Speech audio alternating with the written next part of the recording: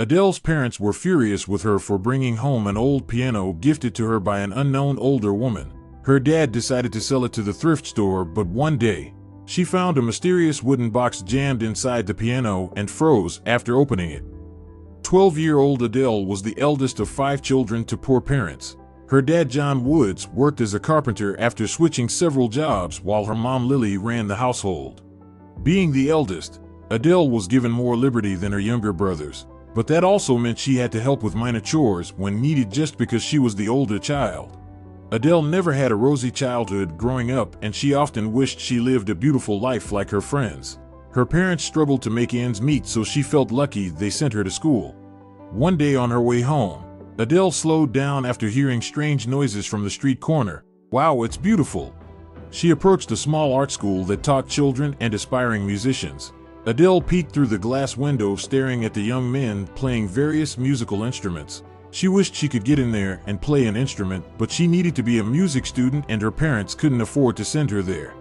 The next afternoon after class, Adele crept silently back to where she had stood the day before and pressed her ears to the window. But she was upset because every other musical instrument was being played there except the piano. She turned away sadly, but as she crossed the street she heard a beautiful melody on the piano that she had never heard before. Curious, I followed the gentle breeze and soon arrived at the doorstep of an old house. Adele was impatient and the door was open, so she invited herself into the house. "Is there anybody?" The melody stopped immediately, as if it were being controlled by a remote control. Adele stood in a living room that smelled of old wooden furniture and rosewood oil. She decided to leave, but a voice from behind called to her. An older woman stood there smiling. Her wrinkled skin and gray hair flaunted her ancient beauty. "Come here, honey, how can I help you?" The girl was afraid, but she approached the woman and introduced herself after seeing her warm smile. "I'm Adele, and I was walking by your house when I heard someone playing the piano. It's beautiful." The woman stared at Adele, then led her into a small hall. The girl was stunned when the woman led her to an old classical piano around the corner.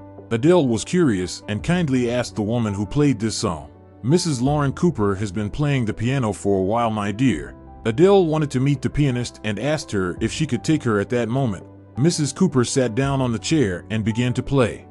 She told Adele, "I'm Lauren Cooper," that even at this age a woman could smoothly run her fingers over the piano keys and play the notes with amazing perfection. At some point she started crying and the older woman stopped playing. "What's the matter, my child?" Adele hugged Miss Cooper and revealed her passion for music.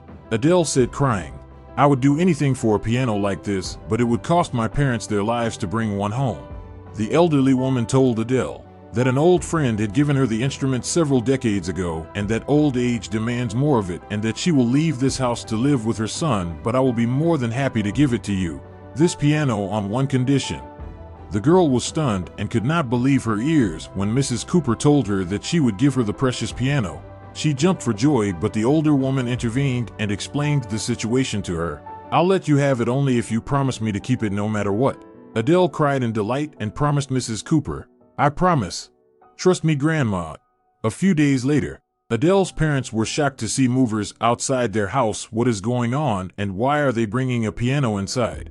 The girl narrated her meeting with the older woman and her promise, but her parents were furious. Moreover, they were not ready to accept a gift from a stranger. They scolded Adele and demanded she return the piano.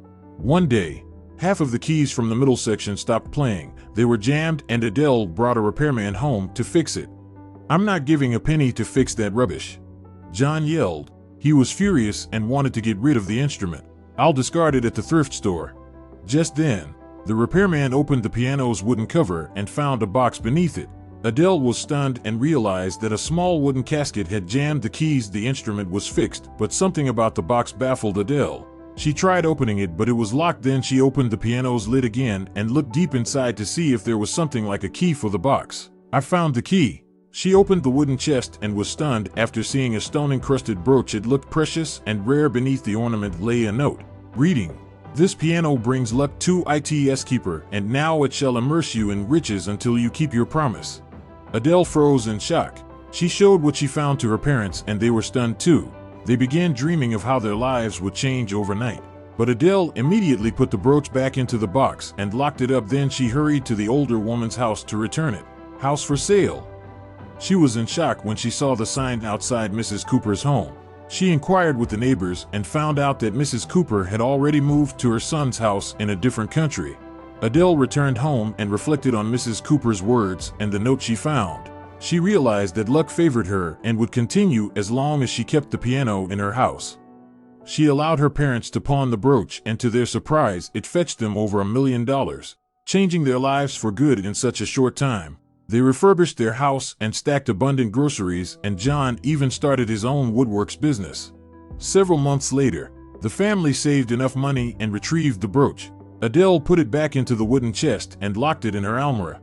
Although John had more than enough money to buy several new pianos, he didn't, because he realized that the one in his house was more than just a musical instrument. What can we learn from this story? Don't judge something by its outward appearance, because it can be precious on the inside. John said he would discard the old piano after Adele hired a repairman to fix it, but he was stunned after she found the brooch worth millions in a hidden casket in the piano's interiors. Follow your dreams, because you may never know when luck might favor you. Despite her family's struggles, Adele harbored a passion for music and accepted the piano the older woman gave her. In the end, her love for music gave her the happy life she dreamed of.